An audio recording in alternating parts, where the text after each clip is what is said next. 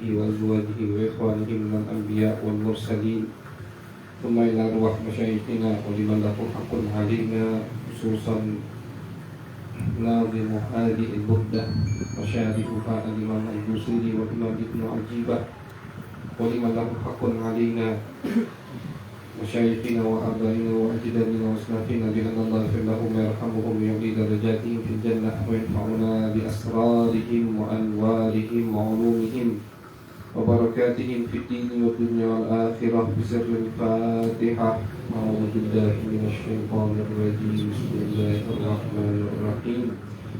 الحمد لله رب العالمين الرحمن الرحيم مالك يوم الدين إياك نعبد وإياك نستعين اهدنا الصراط المستقيم صراط الذين أنعمت عليهم غير المغضوب عليهم ولا الضالين آمين. Bismillahirrahmanirrahim. Alhamdulillahi rabbil alamin wa bihi nasta'inu ala umuri dunya waddin. Sallallahu ala sayyidina Muhammadin khatamin nabiyyin wa ala alihi wa sahbihi ajma'in. Qala rabbi shrah li sadri wa yassir li amri wahlul 'uqdatam min lisani yafqahu qawli. Qalu subhanaka la ilma lana illa ma 'allamtana innaka antal Azizul Hakim. Allahumma salli ala Sayyidina Muhammad al-Fatih lima ughliqul khatim lima sabaq nasiril haqqi bil haqq wal hadi ila siratikal mustaqim wa ala alihi haqqa qadrihi wa miqdarihi al-azim. Amma ba'du. Qala al-imam an-nazim al-imam al-Busiri rahimahullahu ta'ala fi qasidatihi al-Burdah ila an qala al-faslu ar-rabi' fi maulidihi sallallahu alaihi wasallam. Abana mauliduhu an tibi unsulihi ya tiba mubtada'in minhu wa mukhtatami yawmun tafarrasa fihi al-fursu annahum qad umdiru bihululil bu'si wan niqami.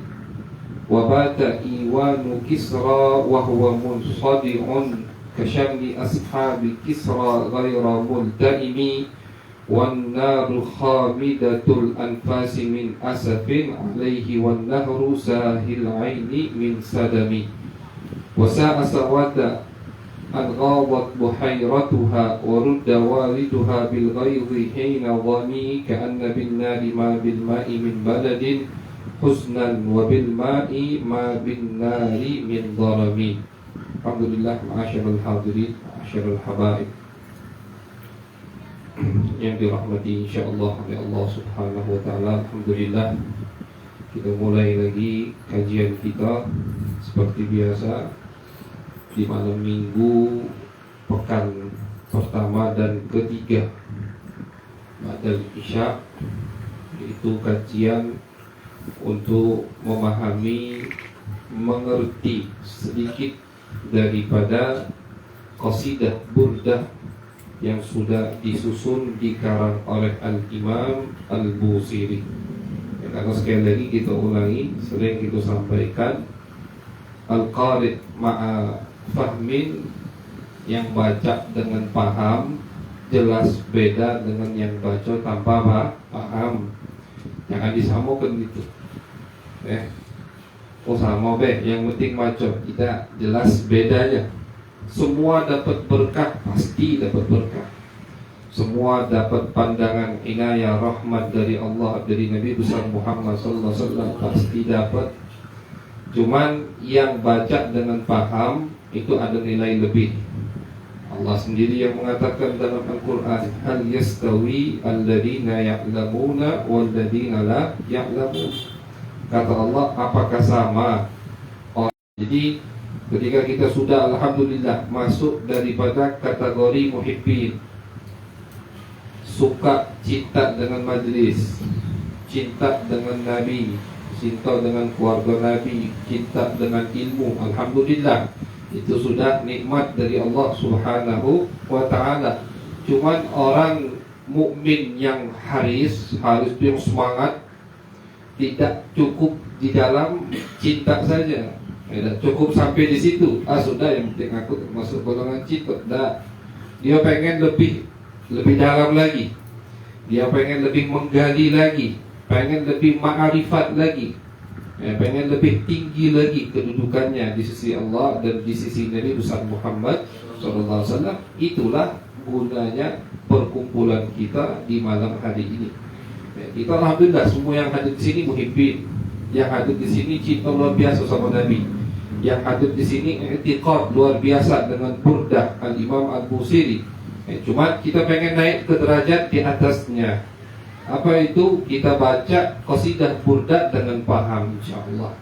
Jadi setiap diulang qasidah itu, kita tafakkur, tadabbur, kita merenungi apa yang dikarang, yang disusun oleh Al-Imam Al-Busiri, sehingga cinta kita tambah hari tambah bertambah kepada Nabi besar Muhammad Sallallahu Alaihi Wasallam. Itulah guna atau fungsi daripada perkumpulan kita di malam hari ini.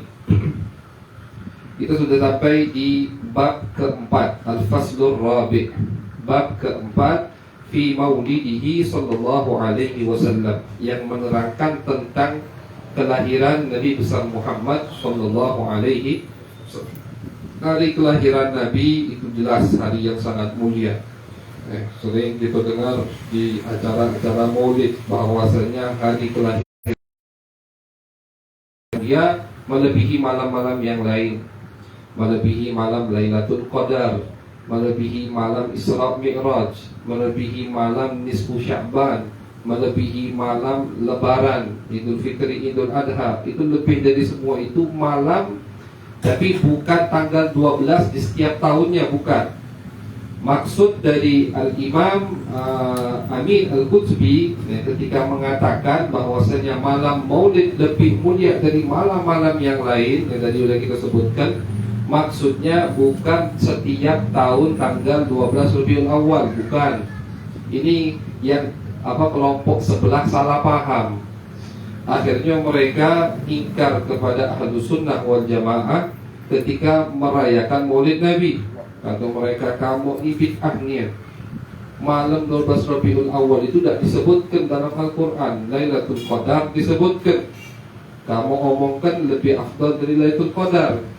Kalau yang kita yakini malam 12 Rabiul Awal di setiap tahunnya lebih dari Lailatul Qadar, itu baru bisa disalahkan kita.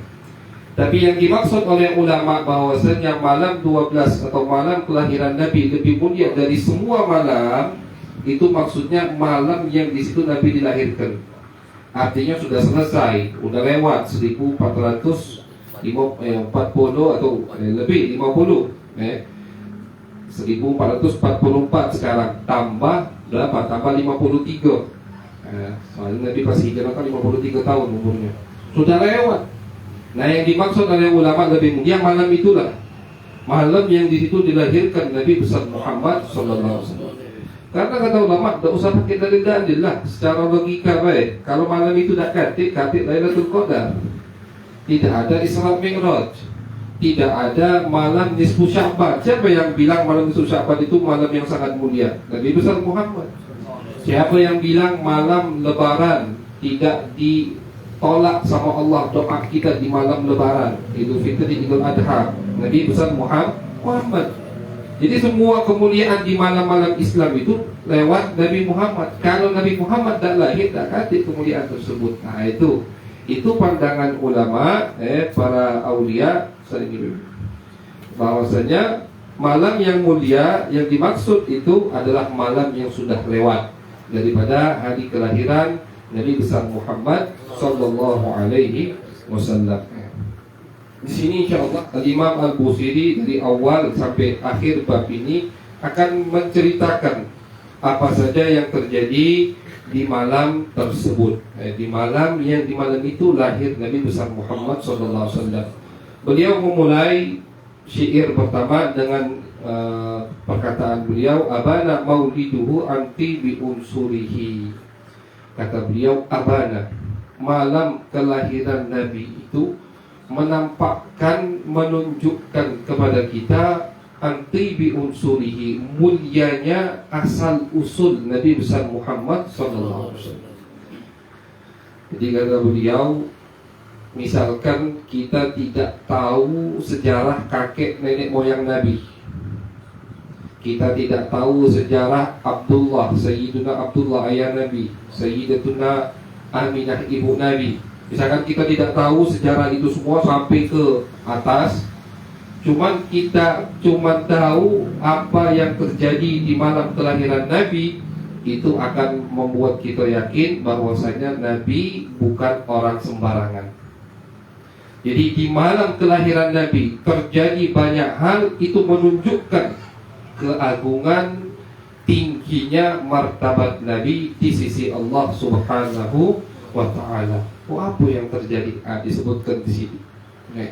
Banyak yang terjadi, bukan mukjizat namanya, irhasat namanya. Ulama akidah itu membedakan antara mukjizat, irhasat, karomat, dan apa satu lagi, sihir itu beda. Kalau irhasat itu yang terjadi kepada Nabi sebelum mereka diutus. Kejadian yang aneh, yang luar biasa terjadi kepada salah seorang Nabi, tidak harus Nabi Muhammad, tapi kejadian ini terjadinya sebelum mereka diutus. Itu namanya irhasat. Mukjizat sama, kejadian yang aneh terjadi di tangan seorang Nabi setelah mereka diutus. Itu namanya mukjizat. Karomah sama. Karomah itu kejadian yang aneh tapi bukan kepada Nabi utusan Allah Subhanahu wa ta'ala. Terjadi kepada siapa? Kepada ulama, aulia, pewaris Nabi besar Muhammad sallallahu alaihi wasallam. Dan karomah itu dalilnya di Al-Qur'an. Cerita Siti Maryam. Siti Maryam itu dalil karomah. Yang tak percaya dengan karomah berarti mengingkari salah satu cerita yang ada di dalam Al-Quran. Siti Maryam ulama sepakat bukan nabiyah, karena tidak ada nabi perempuan, itu tidak ada. Jadi Siti Maryam bukan nabi. Berarti apa kalau bukan nabi? Kalau bukan nabi berarti waliyah, orang yang dekat dengan Allah Subhanahu wa ta'ala. Beliau itu di tempat ibadahnya, setiap Nabi Zakaria akan diasuh sama Nabi Zakaria. Setiap Nabi Zakaria masuk, wajada indaha rizqa, ada makanan yang tidak dikirim oleh Nabi Zakaria. Anehnya lagi, makanan itu buah-buahan yang ada di musim, misalkan buah-buahan ini tumbuh di musim dingin, ini lagi musim panas, ada di kamar di mana. Nabi Zakaria bingung, ana tidak ngirim. Terus ini buah-buahan musim dingin, sekarang musim panas, tidak ada, tak mungkin ada yang jual. Anna laki hada, dari mana kau ini wahai Maryam? Qalat huwa min indillah. Dijawab sama Siti Maryam, itu langsung dari Allah Subhanahu wa ta'ala. Kata ulama itu dalil karomah. Karena definisi karomah sesuatu kejadian yang aneh di luar otak manusia, kemampuan manusia, terjadi kepada seorang hamba, bukan nabi, tapi hamba tersebut aulia, orang soleh, dekat dengan Allah Subhanahu wa ta'ala. Adapun yang keempat, kejadian yang aneh tapi terjadi kepada orang fasik, orang ahli maksiat, itu namanya istidraj. Cak penyihir, dukun-dukun, dukun itu bisa bikin orang sakit dari jauh, misalkan bisa. Tapi dukun, berarti apa? Bukan nabi, bukan wali. Istidraj itu apa? Istidraj sengaja diulur oleh Allah Subhanahu wa ta'ala, dikasih sama Allah Subhanahu wa ta'ala sehingga dia tertipu. Itu orang-orang fasik, tak boleh. Jadi itu 4 daripada definisi sesuatu kejadian yang aneh di luar kemampuan dan otak manusia. Nah, yang terjadi kepada Nabi di malam kelahiran beliau berarti namanya irhasat, karena beliau belum diutus. Jadi kata Al-Imam Al-Busiri, kalau kita cuma mendengar cerita irhasat, kejadian-kejadian yang aneh di malam kelahiran Nabi, itu sudah membuat kita yakin bahwasanya Muhammad ini bukan orang sembarangan. Kenapa? Karena ini tidak mungkin terjadi kecuali kepada orang-orang yang dipilih oleh Allah Subhanahu wa ta'ala. Famin dalik, salah satunya anna Aminah, ibu beliau Siti Aminah, itu ketika mengandung Nabi dan ingin melahirkan Nabi besar Muhammad SAW, beliau mendengar ada yang berbicara, hamalti bisayyidi hadhil ummah, kau wahai Aminah telah mengandung pemimpin umat ini. Sebelum dilahirkan Nabi, fa idza waqa'a bil ardi fasammihi Muhammadan. Dan kalau sudah lahir nanti namakan Muhammad. Jadi memang ulama sejarah khilaf, nama Nabi Muhammad itu siapa yang memberi nama. Ada pendapat yang pertama mengatakan ini, ibu beliau Siti Aminah dapat hatif, dapat ilham langsung dari Allah Subhanahu wa ta'ala untuk memberi namanya Muhammad. Pendapat yang kedua mengatakan tidak, yang menamakan beliau Muhammad bukan Siti Aminah, tapi kakek beliau Abdul Muttalib, kakek Nabi besar Muhammad sallallahu alaihi wasallam. Jadi memang ada khilaf. Itu salah satunya, salah satu daripada irhasat, kejadian yang aneh di malam kelahiran Nabi besar Muhammad sallallahu alaihi wasallam. Wa min dzalik, termasuk juga bahwasanya ketika Nabi besar Muhammad sallallahu alaihi wasallam dilahirkan, ibu beliau melihat cahaya yang mana cahaya tersebut menerangi istana-istana yang ada di kota Syam. Kota Syam itu jauh. Kota Syam dari Mekah itu kurang lebih 1000 kilo. Itu mungkin baru perbatasan 1000 kilo kurang lebih. Soalnya dari Mekah ke Madinah 350. Dari Madinah ke Tabuk, Tabuk itu dulu masuk negara Syam, sekarang udah masuk ke Saudi. Cuman dulu Syam itu 650 kilo dari Madinah ke Tabuk. Tabuk itu masih perbatasan antara Jazirah Arab dan Syam. Jadi ibu Nabi ketika melahirkan Nabi Muhammad itu melihat cahaya itu nembus sampai ke istana Syam. Beliau itu melahirkan bukan di tengah padang pasir, di bilik, di kamar, di ruangan, dikelilingi dengan bangunan, di tengah-tengah kota Mekah. Tapi cahaya ini menembus semua yang ada, sehingga ibu beliau bisa melihat istana yang ada di negara Syam. Wamin dalik, salah satunya juga daripada kejadian yang aneh terjadi di malam kelahiran Nabi, bahwasanya ketika beliau lahir, beliau mengangkat kepalanya dan menghadap matanya ke langit. Di riwayat lain beliau mengangkat tangannya menunjukkan kalimat tauhid. Tangan Nabi besar Muhammad sallallahu alaihi wasallam. Wa min dalik, salah satunya juga bidan Siti Aminah ketika melahirkan Nabi Muhammad SAW, melihat bintang itu sangat dekat sekali dengan rumah Nabi. Di atas itu bintang dekat, bintang marak. Kenapa marak? Karena di malam itu kelahiran Nabi besar Muhammad SAW. Wa min dalik, salah satunya juga daripada kejadian yang aneh di malam kelahiran Nabi, irtijaju Iwanu Kisra, goyangnya Iwan. Iwan itu bukan nama orang Iwan, bukan. Iwan itu artinya tiang yang besar. Jadi tiang saya ini bisa tidak dinamakan Iwan dah. Ini imad, tiang. Jadi bahasa Arab itu kan luas bahasa Arab. Tiang kecil, tiang besar itu beda. Kalau lafadznya beda.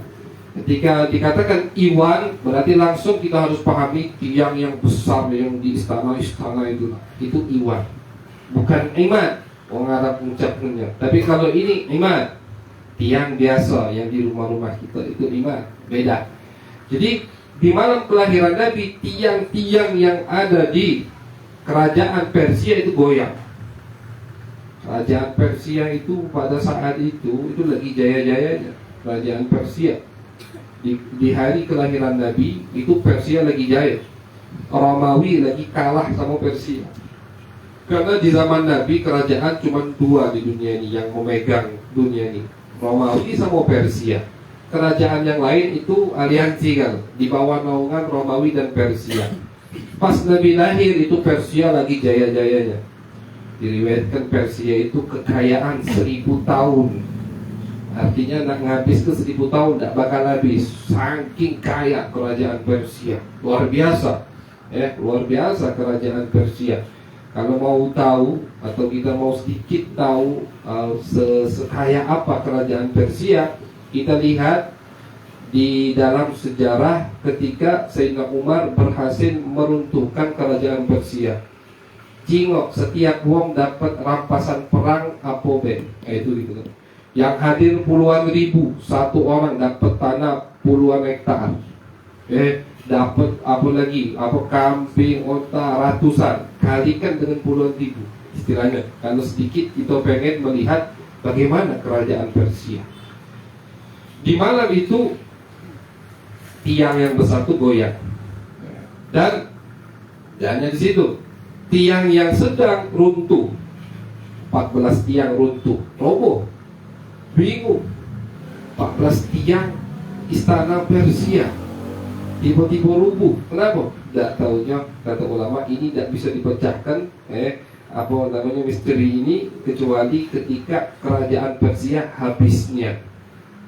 Pas dihitung dari kelahiran Nabi dan habisnya kerajaan Persia, kerajaan Persia itu habis. Beda dengan kerajaan Romawi. Romawi dipukul mundur sama sahabat dari Jazirah Arab, tapi sampai sekarang masih ada kerajaan Romawi.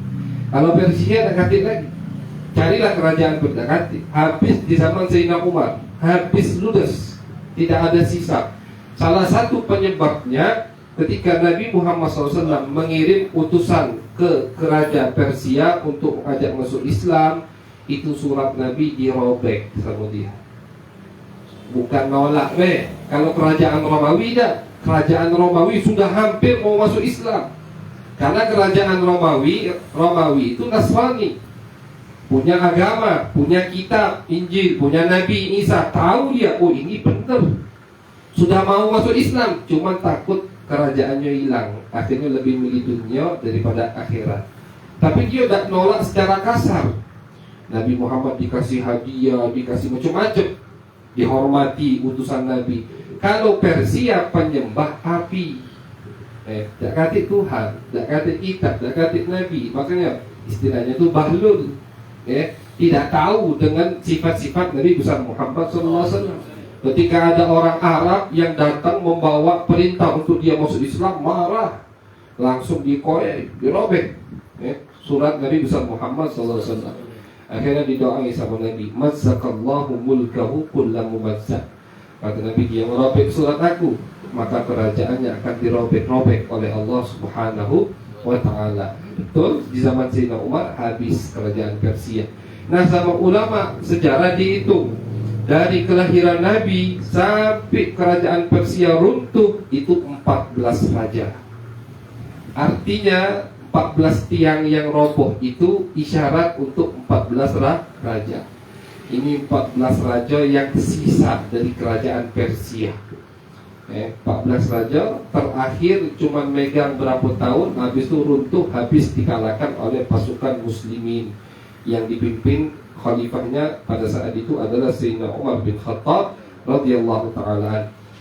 Wa ghaidu bahirati Tabariyah, juga ada satu danau di daerah Palestina. Danau ini luar biasa, tak pernah istilahnya, tak pernah banjir, tak pernah surut, istilahnya stabil, bagus terus. Pas di malam kelahiran Nabi meluap, ghaid itu ghadha, meluap. Danau ini meluap sampai menyebabkan sedikit banjir. Heran orang, tak tahunya di malam itu ditarikkan, dipaskan malam kelahiran Nabi besar Muhammad sallallahu alaihi wasallam. Amin dari Khumud nar Faris, Persia juga punya api. Api yang dia sembah itu tak pernah mati. Api itu selama berdiri 1000 tahun diriwayatkan api itu tak pernah mati. Bukan api itu tak, ulama katakan bukan api itu tak mati tanpa dijaga, bukan. Maksudnya dikasih, pokoknya api ini jangan sampai mati, itu tak dijaga sama mereka. Di malam kelahiran Nabi, mati langsung Nabi. Cuma di lampu langsung. Kenapa? Di malam itu lahir Nabi besar Muhammad sallallahu alaihi wasallam. Di malam kelahiran Nabi, setan tak bisa lagi ngintip ke langit. Jin atau iblis, setan itu punya cara untuk memberitahu teman mereka setan manusia, dukun itu kan setan manusia, dukun. Itu setan manusia itu tahu dari mana bakal terjadi ini, bakal terjadi itu. Tahu dari mana yang datang? Oh, kau ini habis ini, tahu dari kawan dia setan tadi. Nah, setan yang tadi itu dapat kabar dari mana? Nyuri dari langit. Nyuri ini dulu, sebelum zaman Nabi. Jadi tidak pernah salah. Kalau sekarang banyak salahnya. Nebak-nebak setannya, nebak-nebak, gitu kan? Jadi dulu di sebelum zaman Nabi betul. Ada orang datang. Pak Mano, Mbah, aku ini nggak cek ini, Mbah manggilnya. Kata dia, oh, aku tanya dulu. Jangan dibeli tanah itu, misalkan, nggak bagus, atau bisnis jangan dimulai, kau bakal bangkrut, nggak bakal untung. Betul terjadi. Kok bisa setan tahu? Kalau setan ngintip. Setan ngintip bisa melihat apa yang dibicarakan sesama malaikat. Tahu dia. Tahu apa yang tertulis, bisa ngintip yang di lauhul mahfuz. Setan dikasih, memang sengaja dikasih oleh Allah Subhanahu. Kalau Allah tak ngisi, tidak bakal bisa. Cuma sengaja Allah kasih dan Allah tutup. Tidak Allah tutup kecuali ketika Nabi Muhammad dilahirkan. Untuk apa itu? Untuk menunjukkan kemuliaan Nabi besar Muhammad sallallahu alaihi wasallam. Coba kalau kita pikir, kenapa dah Allah tutup pas Nabi Isa diutus atau pas Nabi Musa diutus? Dan Allah tutup ketika Nabi Muhammad dilahirkan. Ditutup sama Allah agar apa? Agar untuk mempersiapkan wahyu Nabi besar Muhammad sallallahu alaihi wasallam.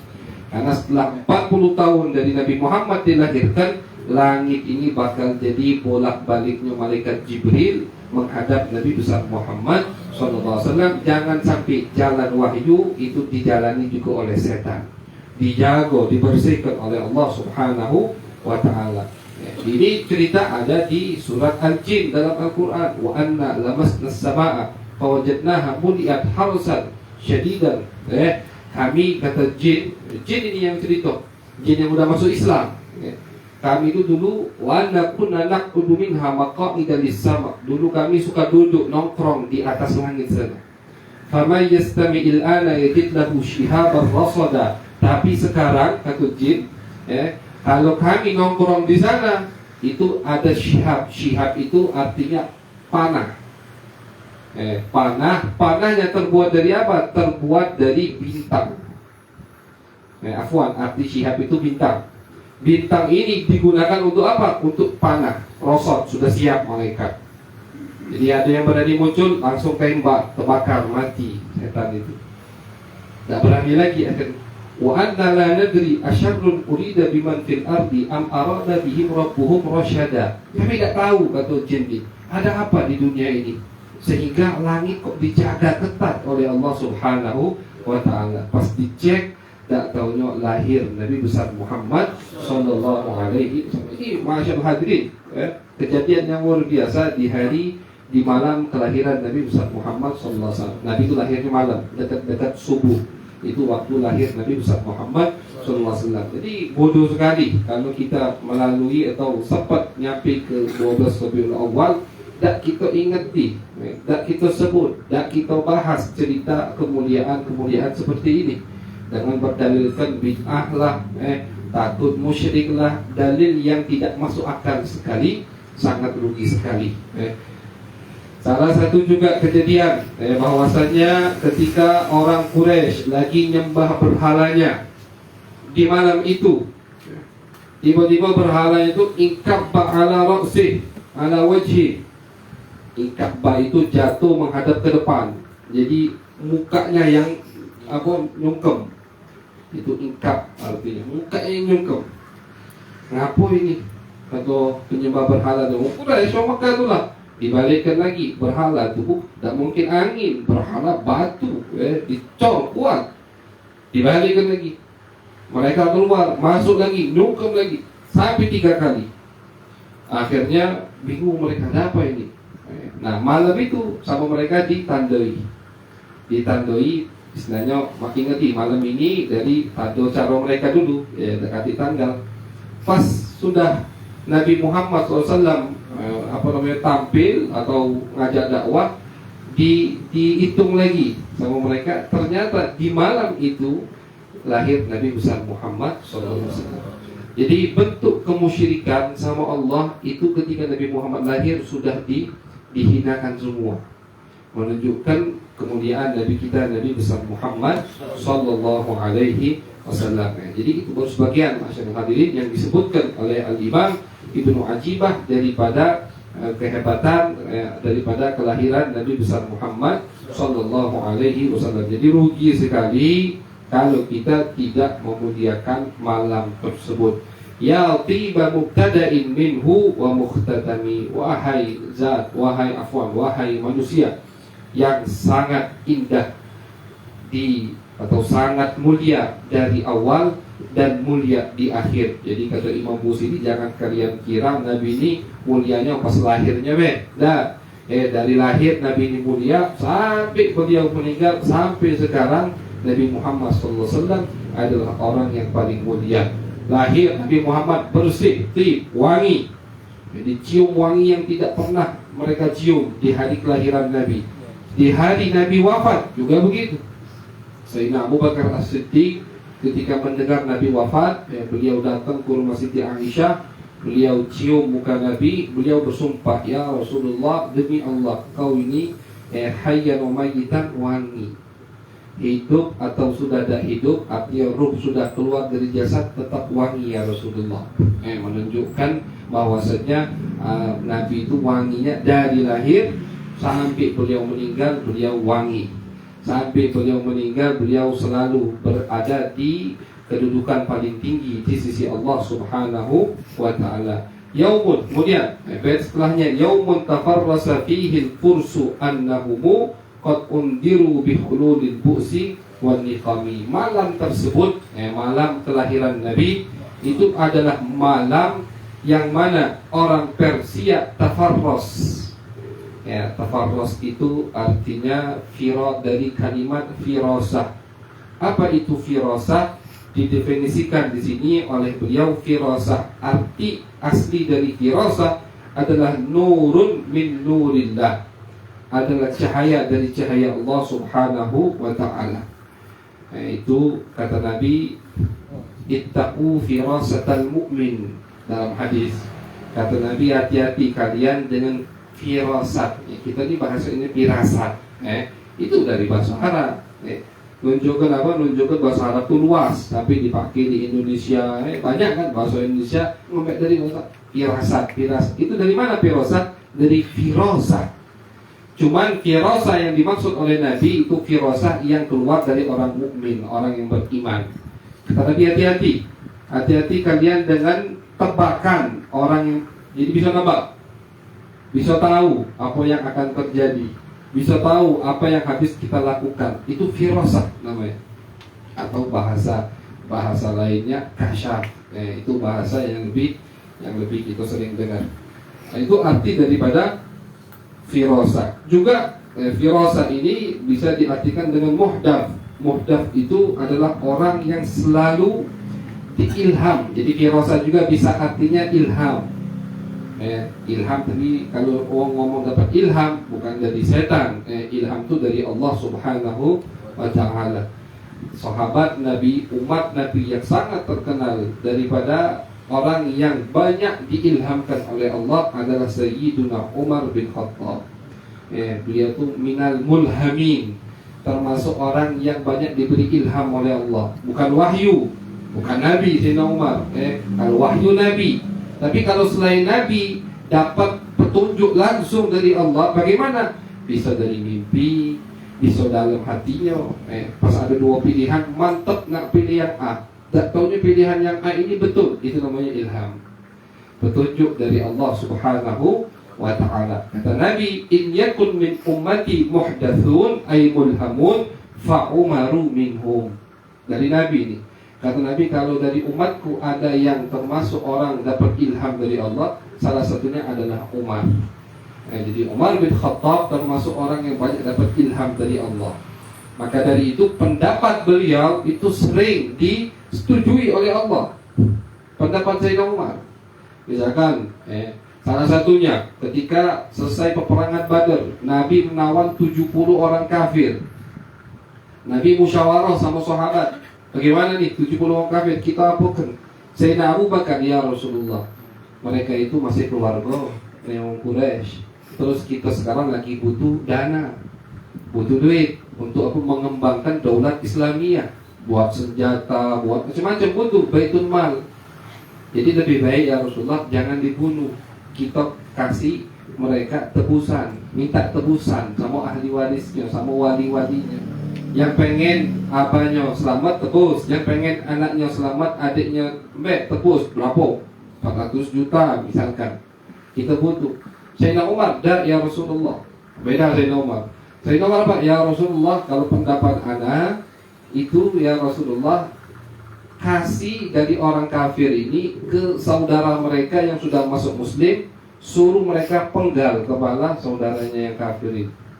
Biar apa? Biar kita tunjukkan ya Rasulullah bahwasanya dalam hati kita ini tak katik cinta sama kerabat kalau dia kafir. Biar kita tunjukkan ya Rasulullah kekuatan pasukan Muslim, kekuatan daulah Islamiyah, penggal semua, dia penggal semua 70 itu. Cuma Nabi lebih cenderung ke pendapat Sayyidina Abu Bakar As-Siddiq, karena beliau itu rahmat. Nabi itu dari ujung ke ujung rahmatan lil alamin. Akhir Nabi lebih cenderung ke pendapat Sayyidina Abu Bakar As-Siddiq. Ditegur sama Allah Subhanahu wa ta'ala. Kata Allah, seharusnya yang dipraktekkan adalah hukum yang dipilih oleh Umar. Tapi Allah tidak menyalahkan Nabi. Allah tidak menyalahkan Nabi besar Muhammad SAW. Jadi itu namanya ada yang afdal atau ada yang bagus, hasan, baik, ada yang lebih baik, ahsan.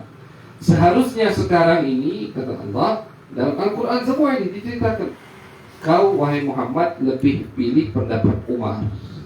Kenapa? Biar Islam ini juga kuat di mata orang kafir. Tapi pendapat Nabi yang Nabi pilih Allah benarkan juga, dan ternyata memang hikmah yang Nabi pilih lebih banyak.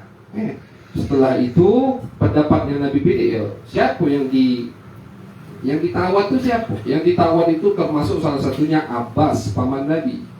Yang ditawar itu nanti ada namanya Suhail. Suhail ini anaknya 2-3, itu semua sahabat. Dan Suhail ini nanti bakal masuk Islam. Nanti Suhail ini bakal membela agama Islam. Suhail ini khatib, pandai berbicara. Sayyidina Umar gerem, ya Rasulullah, biar Suhail ini benjuk ya. Kenapa? Gini lah, rahangnya aku cabut ke Sayyidina Umar. Kenapa? Li'alla yakum khatib angka, biar dia tak pernah lagi nyaci kau ya Rasulullah di atas mimbar. Gerem Sayyidina Umar, nak dicabut ini ya, ulang rahangnya. Biar apa? Biar tak pecah ngomong lagi. Apa kata Nabi? Ya Umar, jangan. Kenapa? Nanti dia wahai Umar akan berada di satu situasi, di satu keadaan, hal yang mana keadaan tersebut akan membuat kamu senang. Bingung Sayyidina Umar, omongan Nabi ini. Ini Suhail masih kafir nian, ditawan perang lagi. Bingung betul. Tak taunya di tahun ke-8 Hijriah Suhail masuk Islam. Ketika Nabi merebut kota Mekah, belum terbukti atau belum ketahuan apa rahasia yang Nabi ucapkan tadi. Di tahun Nabi meninggal, ketika banyak yang murtad, itu sampai diriwayatkan cuma 3 kota yang tidak murtad, yang tidak ada murtad. Madinah, salah satunya Mekah.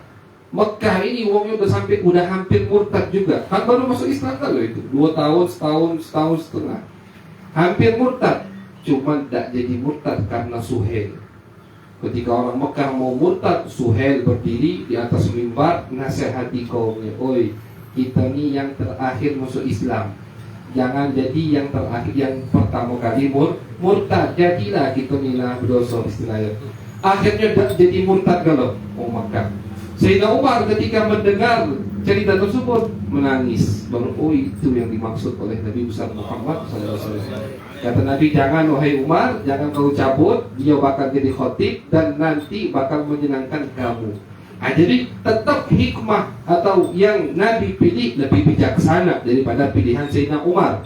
Nampaknya nanti cuma tetap Sayyidina Umar pendapatnya didukung, dibenarkan oleh Allah, dan dua-duanya dipuji sama Nabi. Wahai Abu Bakar, kau itu seperti Ibrahim, lembut, seperti Ibrahim, lembut terhadap umatnya, kasih sayang. Kau wahai Umar seperti Nabi Nuh. Nabi Nuh itu mengatakan, bila tadar alal ardi minal kafirina dayyara. Ya Allah, jangan sisakan orang kafir di dunia ini, hancurkan kalau. Makanya yang selamat cuma yang ada di atas kapal. Semua sisanya habis, dan ada lagi manusia di muka bumi. Cuma yang ada di atas kapal. Makanya Nabi Nuh itu Abul Bashar Athani, Nabi Adam kedua. Karena dari situ semua keturunan manusia ini. Doa Nabi Nuh, ya Allah hancurkan semua, jangan kau sisakan orang kafir di dunia. Itu kau wahai umat seperti Nuh, kata Nabi Muhammad Sallallahu Alaihi Wasallam. Jadi itu arti daripada firasah. Arti daripada firasah artinya adalah cahaya yang Allah letakkan kepada seorang. Bagaimana kita dapat firasah ini? Ya, kalau kita banyak jago maksiat, jangan sering-sering maksiat, sering melanggar, jangan. Jago maksiat, mata dijago, semua anggota tubuh dijaga, takwa kita tingkatkan kepada Allah Subhanahu wa Ta'ala. Nanti lama-kelamaan kita dapat daripada firasah itu. Firasah Sayyidina Umar itu firasahnya sampai nembus ratusan kilo. Diriwayatkan di zaman beliau ngirim pasukan. Pasukan ini ketika ingin diserang sama musuhnya itu ngumpet, singitan di belakang gunung. Sayyidina Umar lagi khotib di Madinah, ini pasukan kalau tidak salah di Syam, ratusan kilo atau di Irak. Sayyidina Umar teriak, ya Sariyah al-Jabal, wahai pasukan hati-hati di belakang gunung. Ini lagi khotib Sayyidina Umar, lagi nasihat di Masjid Nabawi. Yang di depan Sayyidina Umar bingung, apa sih itu? Ngomong sama siapa? Lagi ngomong jadi tiba-tiba, hati-hati pasukan di belakang gunung. Masih tak ngerti. Pasukan tadi pulang.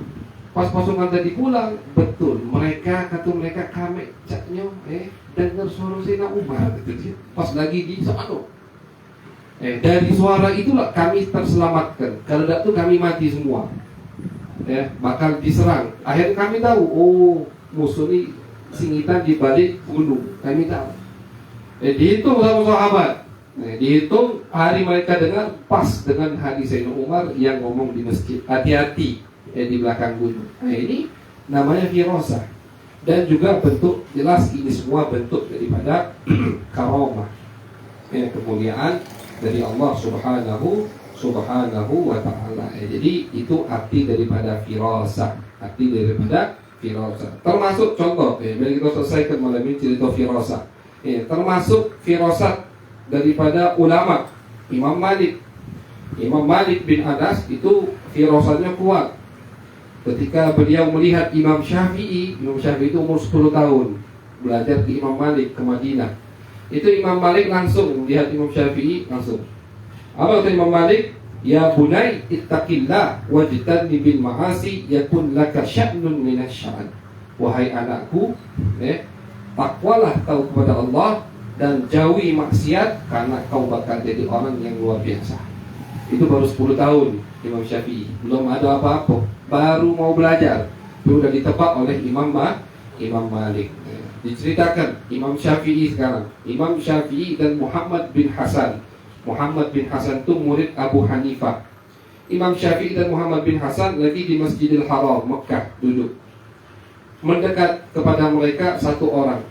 Akhirnya Imam Syafi'i dan Imam Muhammad bin Hasan murid Abu Hanifah ini istilahnya tebak-tebakan. Baik, kita tebak wong ini gawe apa? Faqala Muhammad bin Hasan, kata Muhammad bin Hasan murid Abu Hanifah, kalau menurut aku dia ini najjar, tukang kayu. Imam Syafi'i, kata Imam Syafi'i, tak, kalau aku catnya dia ini tukang besi, haddad, tukang besi. Duduklah orang tadi, ditanya, gawe kau dia. Orang tu lagi nanya, gawe kau. Kata dia, aku dulu tukang kayu, sekarang aku lah pegawai besi. Sekarang aku pegawai besi. Jadi dua-duanya benar. Dulu aku pegawai kayu, sekarang aku pegawai besi. Dua-duanya benar. Itu firasat. Jadi mereka itu ilmu, masyarakat hadirin. Ilmu. Bahkan Al-Imam Abdurrahman Al-Faqih, Abdurrahman Al-Faqih, Abdurrahman Al-Mashhur, Abdurrahman. Itu beliau tahu dari orang yang masuk ke kota beliau, mana? Yaman, ini di Yaman. Tahu dari mana? Tahu dari tanah yang diinjak oleh kudanya. Ini ada kuda di jalan. Beliau lihat ada bekas kuda, diambil tanahnya. Tahu. Ini pertama jenisnya dulu, perempuan, misalkan. Udah ada perawan lagi, misalkan. Lagi bunting, aku tidak, lagi hamil, tapi tahu. Bawa barang, aku tidak tahu dari mana, kapan datang, tahu. Itu ilmu. Ini bukan kasyaf ilmu. Tahu dari apa? Dari tanah yang disentuh, yang diinjak oleh kuda, oleh kendaraan. Itu ilmu ulama kita dulu, luar biasa. Habib Abdurrahman. Jadi termasuk daripada itu salah satu yang tadi. Kemudian Ibrahim Al-Khawas, diceritakan Al-Imam Ad-Dainuri, beliau mengatakan, aku ni dulu pas lagi jihad, artinya lagi jihad, lagi melawan hawa nafsunya, kelaparan, tak kasih makanan. Kata itu Ibrahim Al-Khawas. Akhirnya aku datangi Ibrahim Al-Khawas, terkenal, minta makanan. Ketika Ibrahim melihat aku, Ibrahim mengatakan, hati-hati, hajat yang kau ingin katakan. Jadi dia belum ngomong. Muridnya ini Imam Dainuri belum melapor ke gurunya kasih makanan. Gurunya langsung, hati-hati, hajat yang kau bakal sebutkan itu Allah tahu apa tidak? Tahu wahai guruku. Sudah, tak usah kau ngomong. Tak usah kau laporkan aku. Laporlah ke Allah subhanahu wa ta'ala. Al-Imam Al-Junaid dan Al-Imam As-Sari As-Sibti. As-Sari As-Sibti ini aminya Al-Imam As-Sari As-Saqati, ami Imam Junaid dan guru Imam Junaid. Sari Sakti ini mengatakan memerintahkan kepada Imam Junaid, takallam 'alan nas. Ayo berbicara, artinya udah ngajar, ceramahlah. Jadi orang dulu itu ngajar mereka, tampilnya mereka itu atas perintah gurunya galau. Imam Malik beliau mengatakan, tidaklah aku membuka majlis setelah aku disetujui oleh 70 ulama dari kota Madinah. Umur beliau waktu itu 15 tahun. Disetujui oleh 70 ulama Madinah. Yang tanggal loh, pantas ngajar. Imam Syafi'i 15 tahun juga. Ketika belajar Imam Malik umur 10 tahun sampai 15 tahun, kata Imam Malik sudah cukup ngajar. Fatwa kata Imam Malik 15 tahun. Jadi orang dulu itu tidak tampil kecuali ada perintah. Makanya beda hasilnya dengan kita sekarang. Mereka itu tampil atas perintah semua, perintah dari guru mereka. Kalau guru mereka sudah merintahkan, pasti itu perintah dari Nabi Muhammad SAW. Karena tidak mungkin guru mereka sembarangan nyingok. Nyingok dari gayanya, pinter dia ni ngomong, udah ceramahlah. Tidak, bukan dari pinter ngomong, bukan dari tampilannya, pantas dia ni, menarik dia ni, kamu ganteng misalkan, tampil lah, dah. Pinter maki mamanya, fashionnya bagus, gayanya, pakai tongkat, pajak, dah. Orang dulu guru-guru dari firasah semua. Imam Sari mengatakan ke Imam Junaid, takallam, Junaid ini, ayo udah ngajar. Kata Imam Junaid, masih minder. Tak pantas aku ngajar, tak pantas aku buka majlis, tak pantas aku nasihati wong. Sampailah akhirnya Imam Al-Junaid mimpi ketemu Nabi besar Muhammad SAW. Apa kata Nabi? Takallam 'alan nas. Perintahnya sama dengan perintah gurunya tadi. Junaid, ngomonglah kau, bukalah majlis. Akhirnya Imam Junaid bangun, langsung dia ngetuk pintu rumah gurunya Sari Sakati tadi. Belum dia ngomong, kata gurunya, nak Nabi nian yang nyuruh kau. Nak Nabi nian yang nyuruh kau berarti. istilahnya kurang percaya, itu tepat ya. Beliau tuh bukan tidak percaya sama gurunya, tapi ngerasa minder. Sekelas Imam Junaid, ngerasa minder masih belum pantas. Akhirnya dapat langsung perintah dari Nabi, sebelum melapor ke gurunya baru buka gawang. Kata gurunya, nabinya yang nyuruh kau iya guru sudah kapok. Akhirnya beliau khatib buka majlis Sayyidut Ta'ifah, pemimpin Sufia di zamannya Al-Imam Al-Junaid. Terakhir cerita Imam Junaid. Imam Junaid Imam Junaid buka majlis kan. Akhirnya Imam Junaid suatu hari didatangi oleh seorang wong ini asing, tidak pernah hadir di majlis tersebut, tidak ada yang kenal. Dari tempat tinggal Imam Junaid, dari kampung itu tidak ada yang kenal sama wong ini. Tak tahunya wong ini adalah orang Nasrani, wong Kristen nyamar jadi Muslim, ingin ngetes Imam Junaid.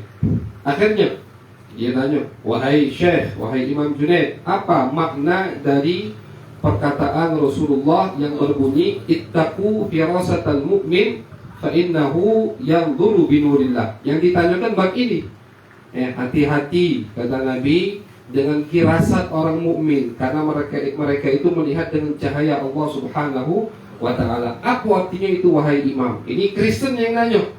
Ini wong ini tak ada yang tahu sekalian itu. Imam Junaid atraqa ra'sahu. Kata Imam Junaid, ya gulam aslim faqad hana waktu islamik. Wahai anak muda, masuklah Islam. Masuklah Islam. Langsung spontan dia asyhadu an la ilaha illallah, asyhadu anna Muhammadar Rasulullah. Jadi tidak diterangkan sama Imam Junaid makna hadisnya aslim. Artinya itu hadis benar. Kau tuh udah ketahuan sama aku sekarang. Itu makna hadisnya itu. Hati-hati dengan firasat orang mukmin, karena mereka bisa menembus, melihat dengan cahaya Allah, sehingga aku bisa melihat kau itu wong Kristen nyamar jadi Muslim. Masuk. Jadi Imam Junaid jawabannya aku, masuklah Islam wahai anakku. Langsung spontan anak tadi mengucapkan dua kalimat, asyhadu an la ilaha illallah wa asyhadu anna Muhammadar Rasulullah. Itu daripada firasah, arti daripada firasah, cahaya yang Allah letakkan kepada seorang hamba yang beriman. Insyaallah syair bait setelahnya kita jelaskan di pertemuan yang akan datang. Wallahu a'lam bishawab.